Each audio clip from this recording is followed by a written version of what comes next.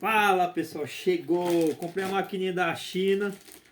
Mostrar pra vocês aqui o que veio, galera. Parece até mentira a máquina. Ela veio com esses dois pentes, a lâmina reserva aqui de inox, inoxidável aqui, ó. Veio os pentes também, pente. Cara, a qualidade perfeita. Galera, eu tava vendo aqui uns vídeos no YouTube indicando muito essa máquina e resolvi comprar. Elas vêm com pente especial, galera. Vem muita coisa junto com essa máquina aqui. O preço já vou falar para vocês que eu já esqueci.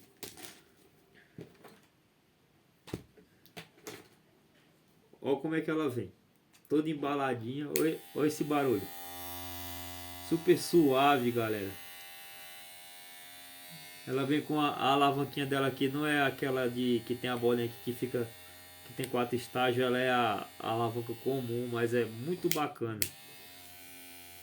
Gostei bastante. Ela tem um peso bem gostoso mesmo de você se adaptar com ela. Muito bom. Não é pesada.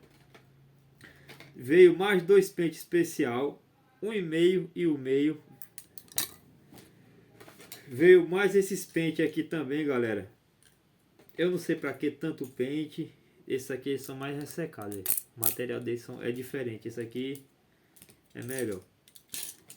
O carregador também original dela. Vem o pentezinho, a escovinha para limpar. Manual de instrução.